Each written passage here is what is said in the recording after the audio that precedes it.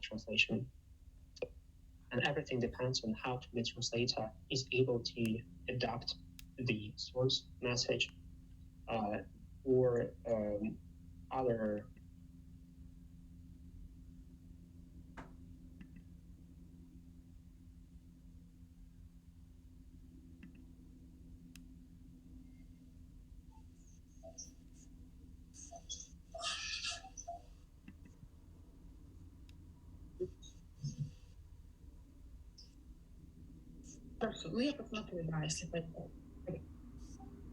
All right, so we're ready to start, right? We prepared everything, and Yelena asked a couple of questions, and I'm sure she's ready to start. As usual, because of a small delay, we suggest asking all the questions during the co-working zone. Yelena, I've already told everything about your presentation to our participants. You're welcome to start. The floor is yours. Okay. Can you hear me? Well, the speakers can probably let us know whether they hear you in the chat. That's okay, good. Excellent. And thank you. You can share the screen. It looks like not yet, right? Did you switch on the sharing button? Okay, stop sharing. Okay, I'll start it again. Okay, can you see it now? Yep. Yep. Yes, so it works. Okay, can I start now? You're welcome. You're welcome. Okay, excellent. Good afternoon, dear colleagues, or good morning. Let me introduce myself. I'm an ESL trained language specialist with a PhD in cultural studies and keen interest in multicultural communication. I have been teaching English and Russian for almost 18 years locally and overseas to undergraduate, vet, and high school students. I'm accredited as a Department of Education teacher here in Australia, Sydney, and I'm currently teaching Russian language to students with Russian background at a secondary college of languages. And today we'll focus on the practical aspect of assessment task 2 that took place during term 2, 2021 at Saturday School of Community Languages. So the focus of this outcome for term 2 was only assessing and responding to information. So the concept for stage 4, and when I say stage 4, I mean years 7 and 8, was education and knowledge, education and school life, and concept for stage 5, which is year 9 and 10, knowledge, school life, and technology. So writing the summative, so this was a summative assessment task, end of term 2. Writing the summative assessment task, I had the following characteristics or criteria in mind. So first of all, authenticity. The task resolves around student-centered interest. Hence, it's important to know your students, to know their interests. Authentic tasks usually include a problem that must be solved through the creation of a product. Challenging real-world task. The task that has real audience and a task that develops critical thinking through brainstorming, different reflection, and discussions. Collaboration. So collaboration and soft skills development, such as teamwork, integrity, communication, responsibility, and flexibility, and enduring learning. So learning that can transfer to other situations and to real life. So here is the task description that was sent to students, and the students received the task before the unit, before I started the unit, and I was planning this task with the end result in mind. So I started planning with the final assessment with the end assessment in mind. So concept, education or school life. And as you can see, I've got 2 stages, and I had to differentiate between teaching stage 4 and stage 5. So the task, you can read it, but I can also read it for you. So do you have do you have your own vision of what a school could be? Are you interested in establishing your own school? On May 29th, you'll become educational experts and participate in a round table to share your vision of a new school. To start your own school, you will need to access, collate, and examine information from various sources on education, best practices, and school life of students in Russia and Australia, and present your unique ideas on slides during a class role-play educational forum to be submitted digitally via Google Classroom. And so the task presentation was the same, but then the following steps that the students were supposed to complete were different. So there was this differentiation based on their level and their skills. Okay, so marking guidelines. Assessment tasks have to be marked based on transparent rubrics and assessment criteria. So here are the outcomes that I'm assessing the students against. So students are able to, this is for stage 4, I'm only showing you. Students are able to identify main ideas and obtain information from texts. And the other outcome that I'm assessing it, students can organize and respond to information and ideas in text for different audiences. And then A, B, C, D, E, that's the grades we're using. We're not using marks.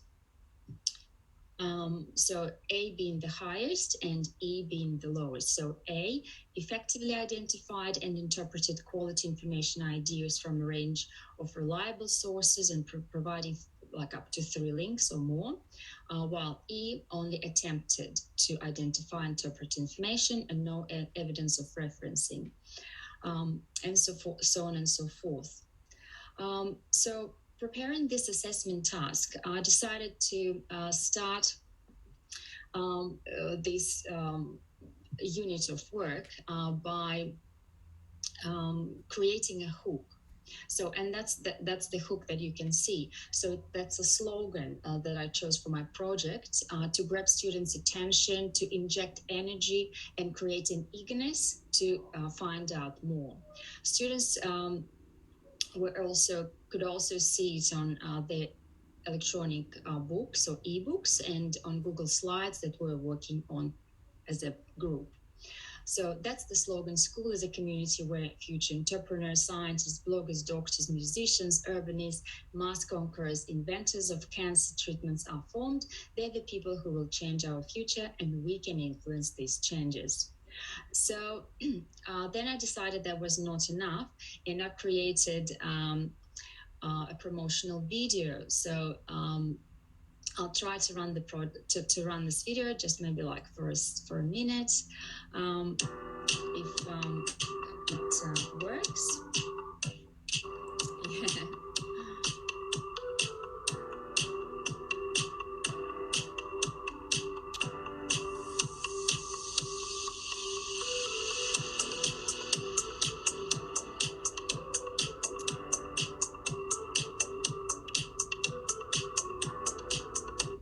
Okay, so you get the idea. So this was roughly what it looked like, for the duration of a minute and a half. So this promotional video also I think encouraged students to participate, and they were really eager to become experts. And this it was another hook that I used to get them started. So the 3 pillars of my project that I based my project on, and like the whole unit of work was based on, where there's 3 columns. So the first was an ebook. It's like a booklet that I create for each unit that I teach for my students. And this book, can be used as a formative assessment. So, if we work online, I mark it online. If we're in class, I prepare paper copies, and I can easily mark their work. So it's also helps students to see the timeline, so that like generally how many classes we've got, the assessment that they have to cover. They also know what they'll be assessed on. So everything is clear and transparent. And for this particular project, this workbook helped me with role distribution. I was able to create multimodal task outlines, both in Russian and in English. The next theme, regular staff meetings. This is an excellent opportunity for my students to brainstorm, to share their findings, ideas, opinions. Then they were also able to motivate each other. And of course, that helped them in developing their metacognitive skills. And then the presentation, the final project that was group Google Slides. And I tend to I like preparing team Google Slides because they help all students be accountable for and see what other group mates are doing and how they're progressing. And then of course marking guidelines, which are also very clear, created on Google Slides with very clear rubrics. So that's the example of a workbook, and that workbook can be used. That's the inside. It can be used online and offline. And again, task reinforcement in both languages is very good. So multimodal presentation, color coding, graphic organizers. Many students will better comprehend and retain information if they have a visual reference. So that's why there were lots of visual references. And as you can see, this is also an example of student work. When students are actively engaged in learning, they will retain and understand information better than if they're just passively learning. And some students really need to take notes, and this note-taking was something that we worked a lot with. So for this particular task, students had to assess, collate, and examine information from various sources on education. Students needed to be taking good notes, and this is an important skill for them. And of course, it's imperatively to fully comprehend complex topics. So I started by providing students with a blank generic organizers like this one, and then I will model how to use this organizer during the first few lessons. And I take sample notes with the students, and then we discuss how organizers can help us organize information in a way that our brain can process and remember it. So then students use other guides and step-by-step templates to organize information in a way that they understand and retain it better. So a task was presented in a number of ways. So it was in Workbook and Google Slides. They all received assessment task notification. And I like using this color-coded graphic organizer with, visual display of information so that it's clear what's expected. They exactly know what's expected of them.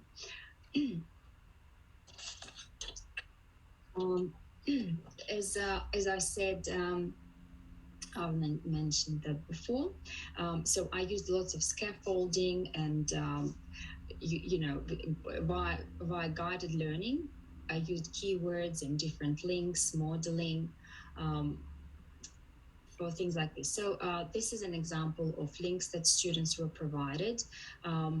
So they're authentic links, so authenticity has to be part of this course. So we were using authentic links, and then helping students with their guided learning. So that was one of the color-coded guides that I encouraged my students to use, and we practiced it as a class, and then they worked individually. So here's a short video. Maybe I'll just show you a tiny little bit of this video, okay, like maybe the first couple of minutes. The discussion that took place in both languages.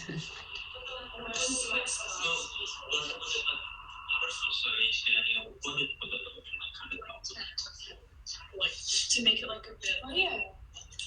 It just depends on what хочешь делать утром или вечером или во время школы, и когда другие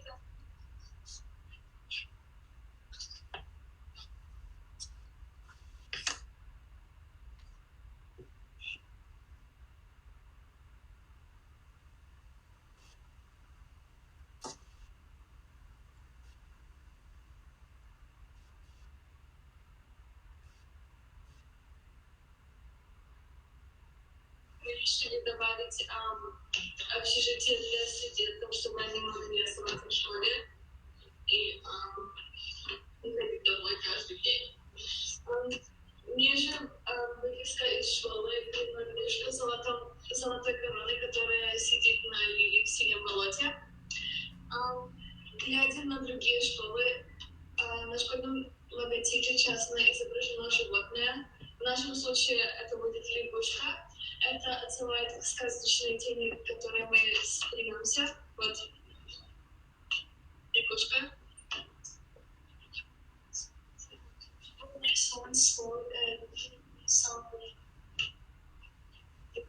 Была нарисована лягушка, и мне очень понравилось то, что ты очень много ресурсов поставила на свою презентацию. Okay, so that's good. Okay, so that's the team group project Google Slides that the students prepared. Okay, just some of them. Okay, and the final step of the project included the joint newsletter writing. Our School of Secondary Languages, once every semester produces a newsletter, and I encourage my students to create a newsletter sharing their feedback on the project they've just completed. So it was very good. It helped me get their feedback. It helped students to evaluate their own work, and it also informed my future planning. It provides evidence of achievement to the wider community, including parents and carers, educators, and the students themselves. And funny enough, this newsletter was included in semester 2, a newsletter for 2021. Okay, so that's what it looked like. I used the idea of a snowball. So all students were supposed to answer the questions, but they also 1 or 2 sentences per question, but they also had an opportunity to correct or to cross-check the students' sentences that were written before. So, for example, says project overview. What was it? Where? When? Why? Describe the beginning of the project. What difficulty did you face, and how did you overcome it? So that's what they created. What the answers were in English, and they had to describe the outcome. What happened? How did it go? What have they learned? How interested were they working on the project, and what was the highlight of the project? So a good question was, do you have any lessons learned or any final thoughts on the project as a whole that you could use to implement in your future projects? And I was really pleased that students were, one of the students said that it made me feel like I was actually making a school, and I was working with real professionals while designing this school. So I must say that the majority of the students really enjoyed that brainstorming part. So that brainstorming and feeding on each other ideas, collaboration, communication, that was the highlight. Holding group discussions.